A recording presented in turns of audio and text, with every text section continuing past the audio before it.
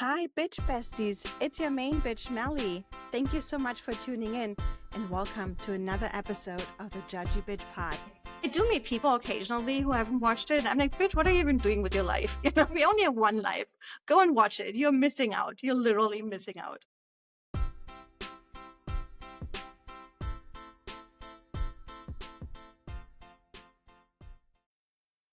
Hi, Holly. Welcome to the Judgy Bitch Pod. How are you? I'm good. Thanks for having me on. How are you doing? Good, good. And we both just realized we're wearing the perfect t-shirts for this episode. Mine says Holly and yours says? If you can be anything, be kind, which is probably ironic. I don't know. Very ironic. I love it. And by the way, mine says Hollister, but just Holly shows in the screen, which is perfect because that's your name. Holly, you're such a dear friend of mine. Thank you so much for coming on. We're going to discuss The Valley today, season 1, and we're going to make it a double episode so we can also discuss season 2. So thank you so much. That's a huge time commitment. I appreciate it. That's fine. I'm sure I've got enough to say to fill the time. I love it. Do you want to tell the listeners real quick how you and I met, how we know each other?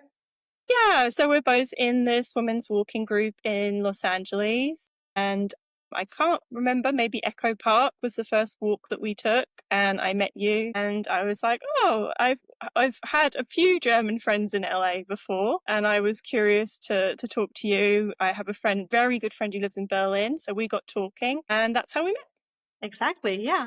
And we've been good friends since then. And I have an accent, obviously. I'm a German bitch, but you have an accent as well. Tell us where you're from. Yeah, I'm from Canterbury in England, which is the southeast. Southeast. Do you guys have any funny traditions down there? Oh my goodness. I don't know, actually. It's okay. Not anything Kentishly specific. I think everything that you would already know of, English or British wise, is probably what we do. Like, Boxing Day and, the different holidays, Guy Fawkes Day and stuff like that. But in terms of like strange traditions that are particularly Kentish, which is where Canterbury is, the county Canterbury's in, I don't think if there are any, I am not aware of them. The only thing I always say about being from Canterbury is obviously everybody knows the Canterbury Tales, which is Chaucer, Geoffrey Chaucer, but also Orlando Bloom was born there, and he actually lived next door to my grandmother. And when he Really? was and when he was in the first Lord of the Rings, I was at university. I went to my hometown university, and I worked on the magazine because I was very into becoming a journalist.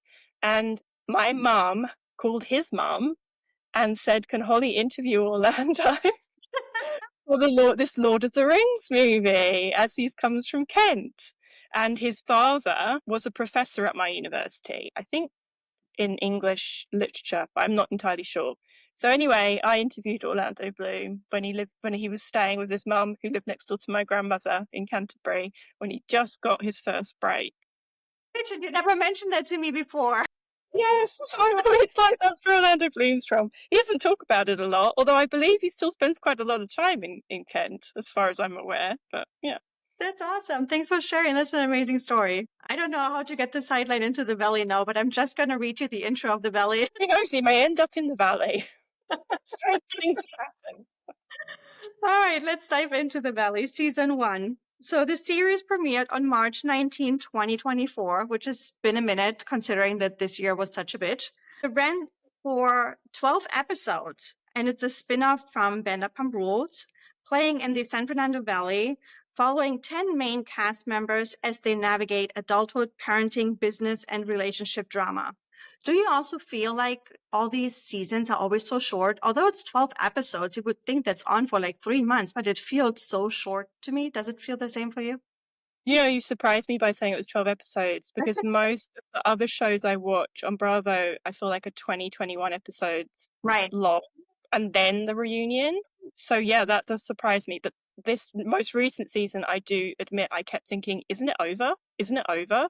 And it kept That's so much going. happened. Yeah. Yeah. I know, but I feel we need more episodes. I feel like 12 is not enough. Like, why don't they just film all year round? Like, honestly. These poor people need a break. I They don't. need a break from being on camera. I don't know what it would do to their psychology to be Yeah. always be like a big brother but constant. in their all parts of their lives.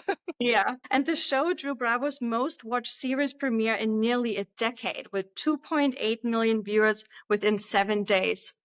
Incredible, right? It is incredible, although I guess we're talking about the fallout from Scandal, aren't we? So you and I probably watched Vanderpump Rules from the very beginning, and I always feel a little bit superior about that, I have to say. And I'm a little bit judgy of people who came in because of Scandal and then Interesting. worked back. Because I went from being somebody who in like book clubs and stuff would be like, oh, I watch reality TV, I love Vanderpump Rules, and being like scorned and looked at like I was an idiot and being judged basically for watching it, to being in a world where you don't meet somebody who hasn't watched a reality TV show anymore. And that was a big part of it. So I think it being that bigger premiere to me is come out of that somewhat, right? Yeah. Yeah. What do you say to people you meet nowadays and who still haven't watched an episode of Vanderpump Rules or The Valley?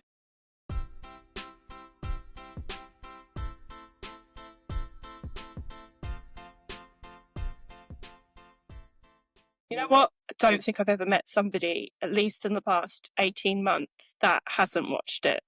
Interesting. To some extent, it was such a phenomenon, especially as what happened here. It was local news.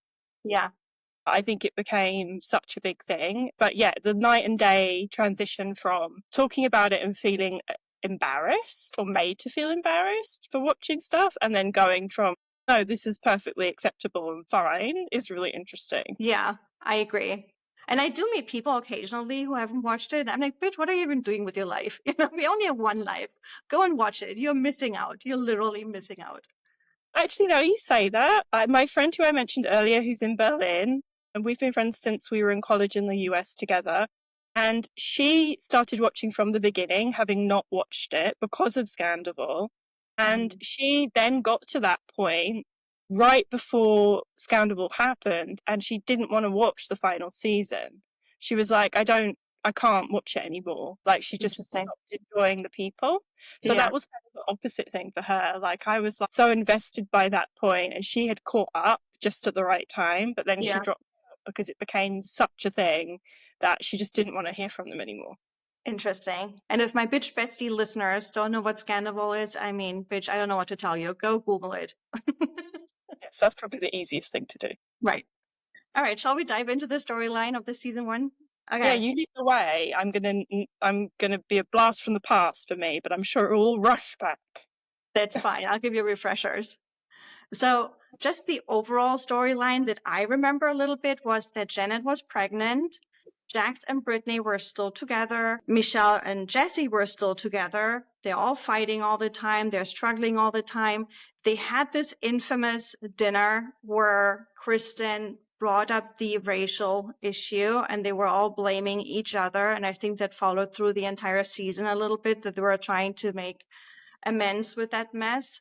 And then at the end, I think one of the cliffhangers was that Kristen blurted out that Michelle has had a boyfriend. Now I said it, you know, she's had a fucking boyfriend, whatever. So just to catch you up on the main like highlights that happened, I want to dive into each couple.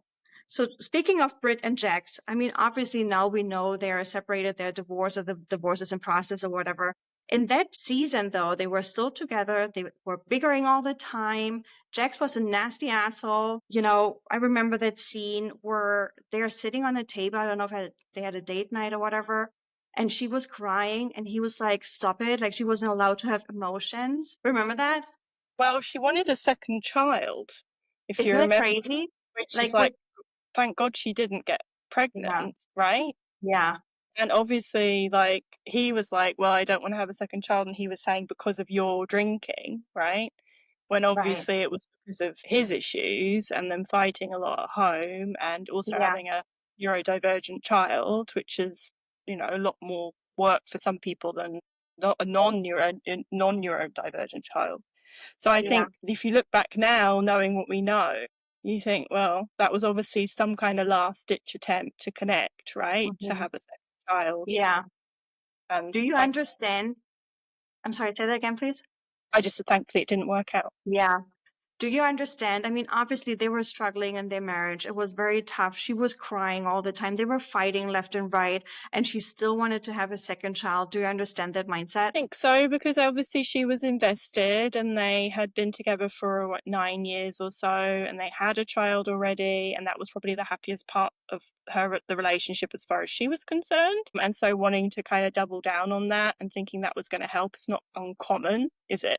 Yeah. Like, if it's just going to help her rather than the relationship and her wanting another child, I think that Yeah. makes sense. So no, I mean, I have a lot of empathy, I guess, for Brittany. I like her as a person. I don't feel as harshly towards her as some people do.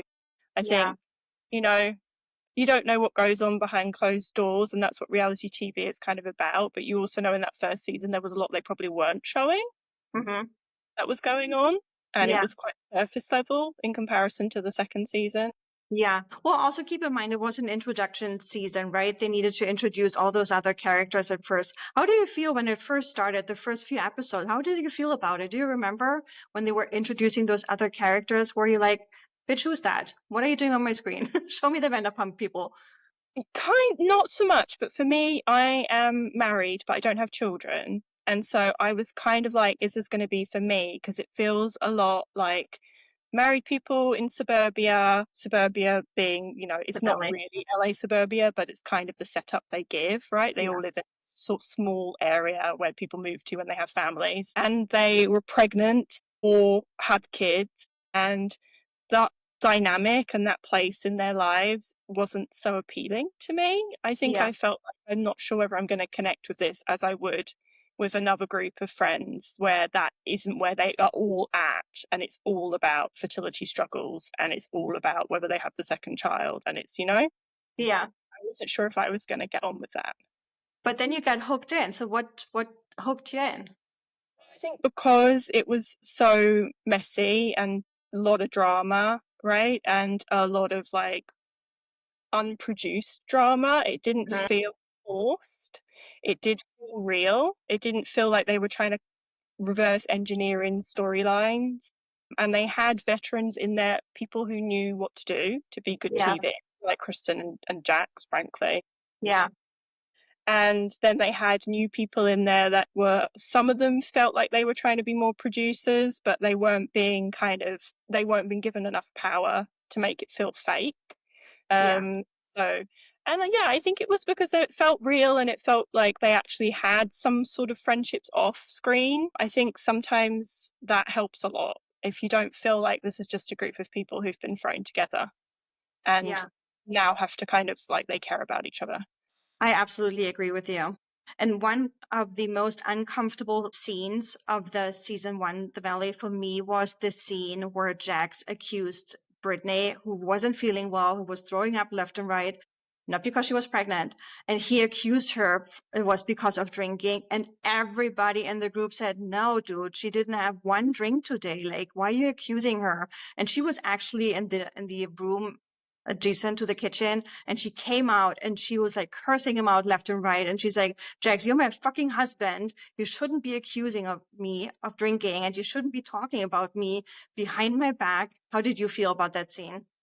So I always think those kind of things are layered. I mean, obviously, from the perspective of having someone like Jax on the show, like, yes, he's aware he's on TV. He kind of knows what makes good TV, but he also isn't smart enough to filter himself or really control his behavior in any Yeah. kind of serious way.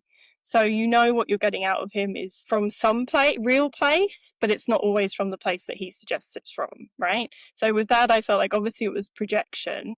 I mean, he had real problems, right? And he was Yeah. projecting those issues onto her. And probably, coming out of the guilt of what he was going on with his son, and then, trying to force blame or just distancing himself from her because she was probably trying to hold him accountable for what was happening and he wasn't. So there's all of that going on. But then you also have to remember that he's accusing someone of that on TV, which Yeah. when there's any kind of sense maybe that he had that they might separate or divorce or something might happen, you also feel like, oh, well, they're building up a case somewhat in order to make that evidence of issues in the relationship, right? So when that situation is set up and you've got a child, I always worry that it's kind of about custody issues and things like that, and divorce and alimony, especially if that was obviously playing on their minds at the time. So I think the emotion is always real, but there's always like a couple of layers as to where it might be coming from. And I would like to add a layer. I think especially Jax, he probably feels like he has a chip on his shoulder. He referred to the show as being his show, and he's like the creator. It was his idea, and he was working for it so long. And, I feel like he especially was one of those who felt like he's a veteran in this. He knows what he's doing. Nobody knows better than him, and he can just behave however he feels like. And also that scene that happened at the Babymoon they were on for Janet, and Janet disinvited or not invited and made it very clear Kristen and Zach. Zach actually ended up crying over it. How do you feel about this whole situation? Well, I think it was a bad idea to try and get Kristen out at the end of the season, which was what happened by default, because she is good at her job at being on reality TV, and she has been doing it for a really long time, and she knows the environment well, and she knows how to make things work. And I think you really did miss her presence towards the end of that. And it was kind of nuts too, because you were like, how are they giving Janet, this completely out of nowhere new person to Bravo, the power to get rid of somebody who's been doing this for that long? And that isn't a smart choice, because then the other layer to that is that meant Zach and Kristen weren't getting paid, right? They weren't on set, so they weren't being paid. So that's whenever they leave people out of trips, that's always one of the things on my mind as to why they get so upset, is because that's it, right? You're not getting that day rate, then you're not in the mix. And that must be, if this is a good source of income for you, concerning that you're not going to be carried on through.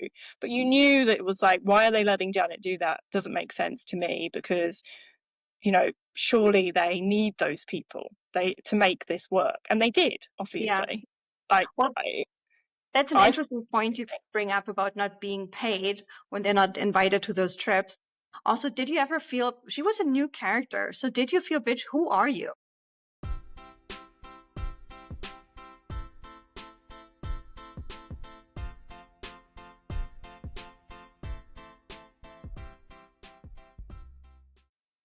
Oh, absolutely. But I think she and Jason feel superior to the rest of the group. Yeah.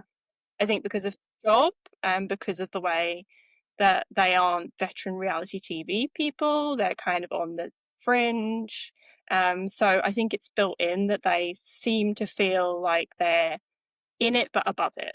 Yeah, I agree. And how did you feel about Zach? When they all went to Big Bear on that Babymoon for Janet and Kristen and Zach weren't invited, Zach took it upon himself to post this shady post on his Instagram story. It's basically just a black screen and like a location, Big Bear. How do you feel about that? I think that was totally fair. You have to insert yourself into the narrative somehow, right? And that got him talked about on screen, which kept him relevant. Like, that's the right thing to do. Short of him actually just turning up, which would have had to be coordinated to an extent, it could never have been fully spontaneous. It at least meant that the conversation revolved around him, which that's smart. Yeah, I agree. I like him. Do you like Zach? I do. I think he's done a lot of good work this season. I think he needs to really seriously worry about his drinking, but they all do. And so when they all accuse each other of drinking issues, it's like, man, it's everybody. If you're, I think if you're in the age that, what was he, mid-30s, late 30s? So, yeah, I'm not sure. And you're still having nights where you don't remember what happened. You're talking to the wrong bitch. I have those nights too. Oh, I don't. So. I probably am. I'm judging you. You're the judgy bitch. I am. Yeah, I don't. I just feel like if that's happening a lot, I just get concerned for people's well-being. Otherwise, I think he's done really good work. Like he did in the first season and this season. He's good TV. He seems really like not to take himself too seriously, but also to be quite real, which is a combination. Like I think he's authentic, but he doesn't take things too harshly. He's really good online. He doesn't seem like the stuff about his hair and things, he's really just taken on the chin. Like he doesn't like panic and then make a full about turn in order to like deal with the audience like some people when they join these shows do, because they want to be liked so much. Yeah. I think he walks a really difficult line and he does it very well. Yeah. I really like him, and I like his facial expressions. Like his face says more than his words in so many Yeah. ways. And he has a lot of asides, sort of things that you'd barely hear if you weren't listening fully, Yeah. but they're usually the truth. And I really felt for him when they told him he's not invited on the baby moon and he started crying. I was like, oh, my heart, poor Zach, you know? Yeah, because I always kind of go like the fourth wall side of this, but you're also their friends and it's a fun Yeah. trip and it's a nice time and he's, invested time into the show so far, but these are also really people that he spends time with off camera. I So yeah, agree. I mean, it's going to hurt, especially when it's a situation where you feel like, well, will I be pushed out permanently? Right. I agree. All right, let's move on. Let's move to Michelle and Jesse. In the season one, they were still together, but there were rumors that Michelle is cheating on him. Jesse was fighting for his marriage. How do you feel this was all portrayed? How did this all play out in your mind, in your memory? I just thought he was awful, but she was kind of awful too. Yeah. In the first season, I felt they were basically pretty awful together. Yeah. And obviously not. She was obviously they'd had a child and it hadn't worked, and they hadn't done parenting very well together. And she had outgrown him. Basically, it's got the Mhm. sense like, or he had changed and she had changed, and normal things, like nothing that seemed like horribly like toxic or awful, except that they didn't seem to be portrayed either of them particularly well. Yeah. I didn't think the show sided with either of them in any real way in that first season. Yeah, I agree. It was a little cringe to watch sometimes. Like I remember those therapy sessions. They went to couple therapy and it was so cringe to just see their body language. Like it was so clear that Michelle just didn't want to be there. So girl, why are you still pretending to fix this marriage when you technically already checked out? Whether or not she had a boyfriend, I don't know. That's just rumors, but she was clearly checked out. So why are you pretending? Or is it because of the child you're trying? But she wasn't really trying. No, I mean he went and did ayahuasca, didn't he, and came back. I think that was the worst scene on the balcony where she was obviously just she wasn't even angry anymore. She was just like, this is not somebody I enjoy Yeah. being in the same room as, and which was her vibe the whole time. But yeah, I mean, I always assume it's because of the children, or maybe because she came in with him and obviously felt like that was what she'd presented as a couple with a small child. Maybe they should keep trying, but yeah, I mean, it felt like it would maybe been several years Yeah. before she'd gotten to that point. Yeah, must have been. Yeah. Yeah, I agree. All right, the next couple I want to talk about is Nia and Denny. And to be honest with you, I couldn't even remember if they had a storyline in season one just because season two was so strong. But in season one, there was this, I think it was one of the first episodes where they had a party and Jax came and pulled down Denny's pants at the party, and Nia was very upset. She also had just given birth. And just to catch you up again or to refresh your memory, she was struggling with what later came out as postpartum depression a little bit. So there was a scene where they show her struggle with that a lot. But also, it was a little bit of that feeling that they're trying to portray themselves a little bit in the good light, which was addressed way later in the second season. But I had that feeling in the first season a little bit just because she comes from, you know, the beauty scene and she was attending those pageants. Exactly. Thank you. But I also really like Nia because last year when I first moved to LA, I think I told you I went to this event where I got to meet all the Valley and Vanderpump Rules girls. And Nia was the only one who really took time out of her day to chat with me. And she really made an effort to be friendly and connected with me. So Nia, for me, you know, she always has a special place in my heart. So I will fight for Nia. But how do you feel about that first season, Nia and Danny, how they were portrayed, their little storyline they had? Do you remember anything? I do, because they were accused a lot in the second season of not being authentic, of holding things back. But I thought the way that she talked about her postpartum depression was very good and very important and was a good main storyline, and obviously very vulnerable for her and very difficult for her. And she wasn't hiding any of that. So I always get frustrated when these people have such short memories, and the thing, I've always, like, in the Kardashians, for example, it was always about in later seasons, oh, Courtney not giving enough, and you're like, hang on, She gave birth how many times on camera? Right. Yeah. What she carried you guys for Yeah. Right. I years. agree. So this is a similar thing, but I have to say I was really blown away by her. I thought she's so kind and graceful. I don't think it's fake. I think she works really hard on herself to be like to pause before she talks, and she is coming from a kind place, and I think she genuinely wants to be kind. And then I think there's a smaller element that is partly what you saw in your personal interaction with her, which is that I've written about the pageant world a bit in my previous life as a journalist. And when you get as far as she did in that world, you have incredible amount of media training. Yeah. And you really know not only how to talk to media and to be on TV, but also how to talk to people out and about, because you're doing that as your job for years. You are meeting crowds of people, you are meeting women. You're that's part of being Miss USA. You don't just do the pageants and then win and you're off. Once you get the money and you get that title, I think for maybe 5, 6, 7 years you are representing that, and you have a job to do.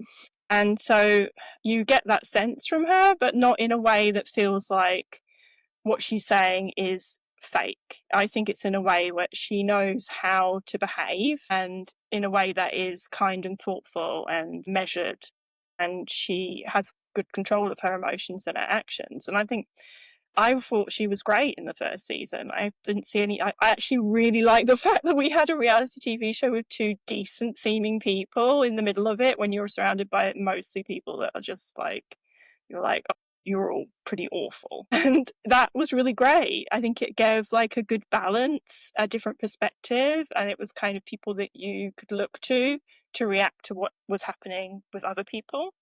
So I really liked them, and I thought she was great. And I thought I really liked their dynamic and everything about it, actually. And I found it very clear what they were doing in the second season. Yeah.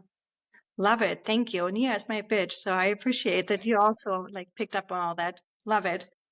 Then there's Jasmine. I don't remember any storyline about Jasmine from season 1. Do you remember anything? What was your first impression? I mean, obviously she came from the Bachelor I franchise. didn't know that, but I think she was mainly friend of Zach. I Yeah. got the sense of. So she was there when he was upset about things, to be his Yeah. sounding board when he was ostracized. But no, I don't remember her having any real say or like moving any plot stories. Yeah. And then there's Kristen, the Kristen of it all. I'm going to be honest, when the show first started and it started off with this big controversial racial, dinner that they had where they brought up the racial topics, I was like, bitch, haven't you learned from your past? Like, why would you bring that up on camera? You were literally fired from Vanderpump Rules for a racial issue. And now the first thing you do on the new show, you get a new opportunity, is you bring up a racial topic. Like, bitch, what's wrong with you? So at first I was really like off-standish towards her. I was like, I don't know, I can't with her. Like, she's just dumb. Like, why would she do that? But then as the season continued, I liked her more and more. And I'm not going to lie, season 2, she was one of my favorites. But to stay in season 1, there was also this scene where they bring in her ex-boyfriend, Alex, and she was super upset about. And then there was also this drama surrounding Michelle, where Kristen blurted out, she's had a fucking boyfriend, What is your take on Kristen in season 1?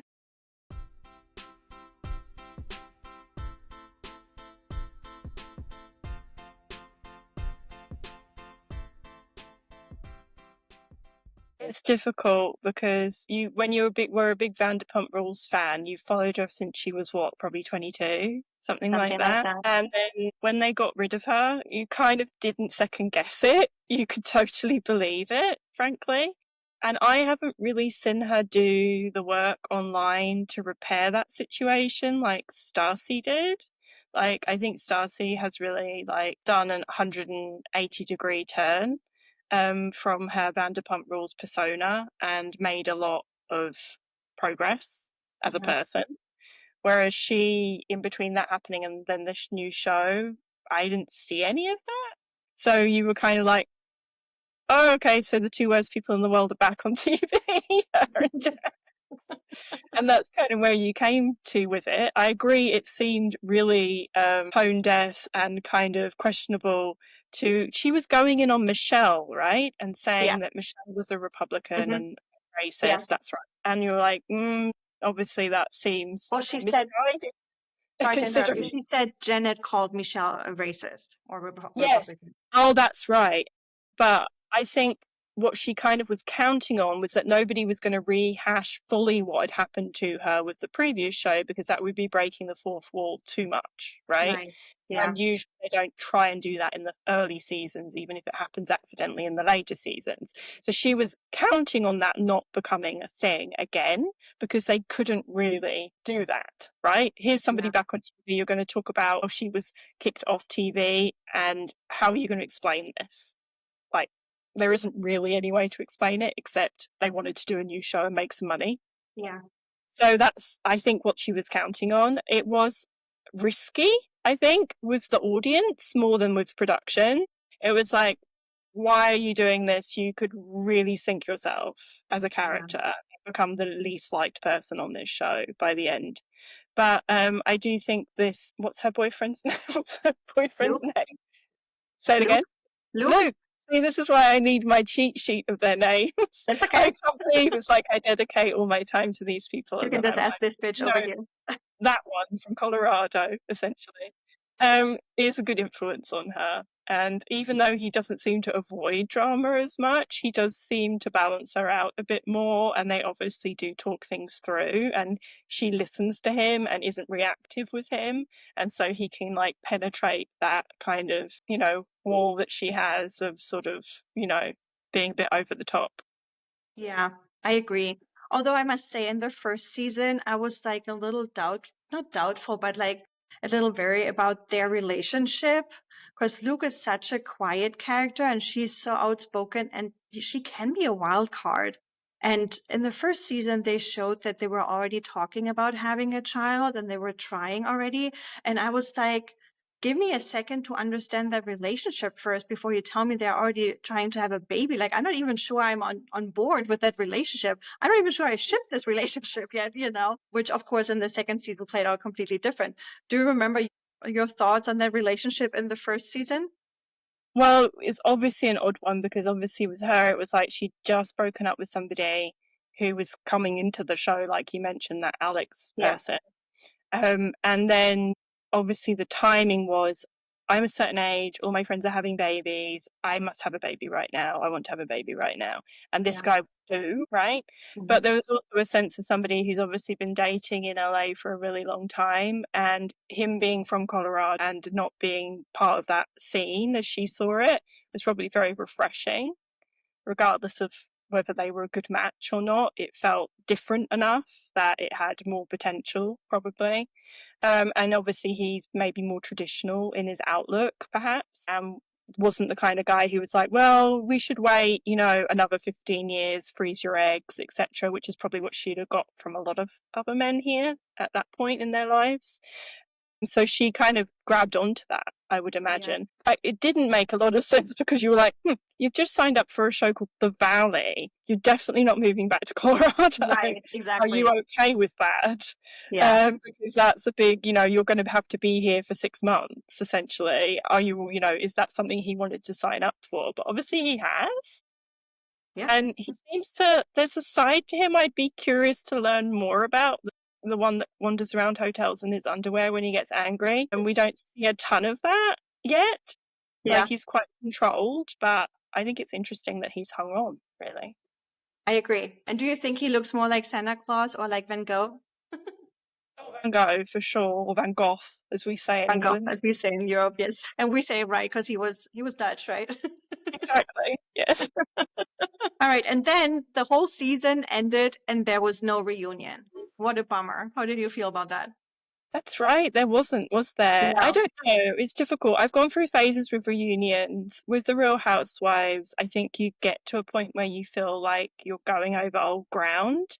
But it might have been interesting with a new set of people in a way that it isn't sometimes when you have the same set of people who have done so many reunions, you just feel like they're like itching to leave by the time the moment they sit down, they're just dreading it and they hate it, right? Yeah.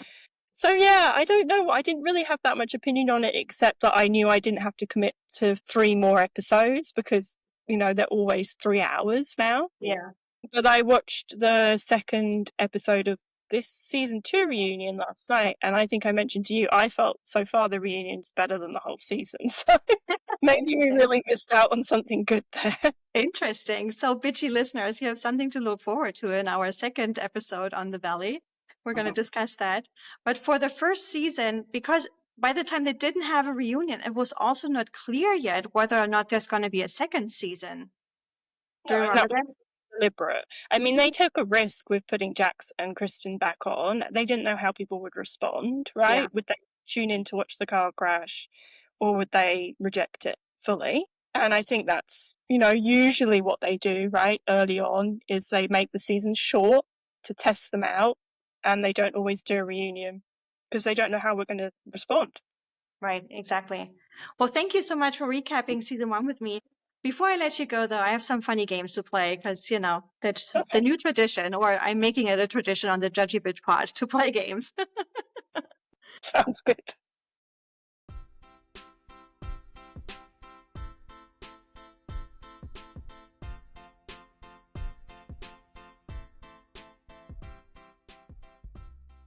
So I want to play with you this or that. So I'm going to say 2 options for you, and you quickly on the spot decide which one you choose. Okay? Yeah, let me drink a sip of water too. Cheers, bitch. All right, number 1. Team Britney or Team Jax? Easy. Number 2. Kristen's baby fever or Luke's commitment phobia? Luke. Ooh, juicy. Number 3. Babymoon bliss or backyard blowups? Say the second one? Backyard blowups. Backyard blowups. Interesting. Okay. Babymoon bliss was too much for you, I guess, huh? Ugh. All right, next one. Jesse's poker face or Michelle's passive jabs? I like Michelle's jabs. I think she's really quick, actually. She has a lot in her arsenal. I think she's underestimated. She comes across as so quiet and she talks so slowly and, she's a little shy. But when she says something, I think it really lands. She's been thinking about it a long time. Yeah, I agree. All right, next one. Nia crying at the pool or Danny's pants getting pulled down? Danny's pants getting pulled down? That was weird, though. That was, I think, the first episode. And I was like, what's going on here? Are we in kindergarten? It was weird. It was weird. Because you didn't understand quite yet that, Nia just had a baby. Why is she overreacting? Why is she crying? It was a little weird. Yeah, I'm trying to remember what my original feeling was about what she was doing there. I feel like I had a theory at the time, but it's lost on me now as to why that was really upsetting to her. Next one. Janet keeping the peace or Janet stirring the pot? I think if without her stirring the pot, there would be no momentum. So probably Interesting. I'm sure we're going to discuss her a lot in the second season of The Valley when we discuss the second season. Mm-hmm. So interesting. That's a good take. Next one. Kristen apologizing again or getting dragged again? Apologizing. I think she's gotten really good at it. Yeah, it shows growth. Improved her technique. It sounds more genuine now than it used to. Okay. Jax opening a bar or Brittany opening the door and walking out? Brittany opening the door and walking out. Yeah, bitch. Get out of there. This is toxic as fuck. Poor. Okay. Group trip meltdown or backyard barbecue breakdown? Group trips are always more fun. They're fun. They feel a little forced to me because, every season has to have this group trip getaway, right? They always have to be pinned on a person. So it would be like, this is Jesse's trip. And you're like, It's not Jesse's trip. Yeah. But they always have to pretend one person organized it. Yeah. But Bravo does it across all shows. It's the same on every housewife show too. So yeah. They do the group trip and they have to show what everybody orders at dinner, even if they don't eat it. Yes, exactly. Okay, last one. Watch season 2, hell yes or hell no? I would say hell yes, and I was on the fence. Interesting. Why were you on the fence? The children. It made me feel bad because there was a lot of kids in the first season not being watched around pools. Yes. And I was like, who's watching that child in the pool? And it gave me a lot of sense of dread. And Yeah. so I was like, do I want to go into this next season with two couples breaking up? Is it going to be too dark? And am I going to feel too bad for the kids on camera? Interesting. Yeah, that's very good points you bring up there. I do think, though, for the kids that a lot of times there's the nanny in the background. They just don't show her.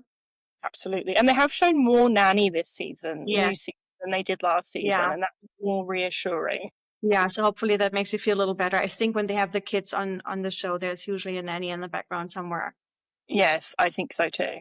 But I do agree with you, especially with the shit I've been through in my life. I was also a little bit on the fence. I mean, I never doubted I wouldn't watch it. I always knew I was going to watch it, but it felt a little toxic at some points. And who needs toxicity in their life, Yeah, it was just one of those things. It's like where you're like, is this going to tip over from being fun to being depressing? You know, there Yeah. were a couple of there were a couple of signs it could, but I still watched the whole thing. I think I checked out a little bit in the beginning more than I thought I would have done. I was a little bored at times, but otherwise I watched the whole thing. Yeah. So I don't want to leave the ladies out of this because, I love them and this is a bitchy podcast. So I made a version of Fuck, Marry, Kill. And the first one is love, love, copy. So laughing, loving, copy, right? What's the last one mean? Copy, like copy her vibe, her style. Okay, yeah. Okay. Okay. So the ladies are Michelle, Nia, Jasmine. Okay, tell me again what are the categories? Laughing, loving, copying. Okay, Michelle, Nia, Jasmine. Mm-hmm. That's a tough one. I guess I love Nia the most. Yeah. What do you want to laugh with? Jasmine. And then copy Michelle. Well, I like her clothes. I do too. And honestly, although she is quiet and shy, I do like how well spoken she is and how she gets her point across. I do envy that a little bit. Yeah, I mean, I think, it's hard to come across well when you're separating from your husband. So Yeah. I don't know if Right. that's so much her fault or her personality. And I have one last one for you. Brunch, bestie, or block. Okay. The names are Janet, Jasmine, Brittany. Janet, I would block. Jasmine, brunch, Brittany, bestie. She seems like a good friend. Sounds good. Awesome. Holly, thank you so much for coming on to recap season 1 with me. We're going to record another episode right after this to discuss season 2. I have a feeling it will be a super bonus episode because we will probably need much more time. So much happened in season 2. So bitch besties, come join us for season 2. And thanks so much for tuning in. Thanks, Holly. I love you. Thank you. That was it for today. Thank you so much for listening. And if you are as excited and opinionated as Peanut and me, please give us a follow on Instagram at the Judgy Bitch Pod. And don't forget, please also tell everybody you know about this new podcast so they come and follow us as well. We would much appreciate it. Would you like to be part of it? Sure, go ahead. Send us a DM with your feedback, your hot takes, and your unapologetic opinions. We might read them next time. And last but not least, don't forget, please follow, review, and rate wherever you listen to this podcast. See you next week. Cheers, bitches.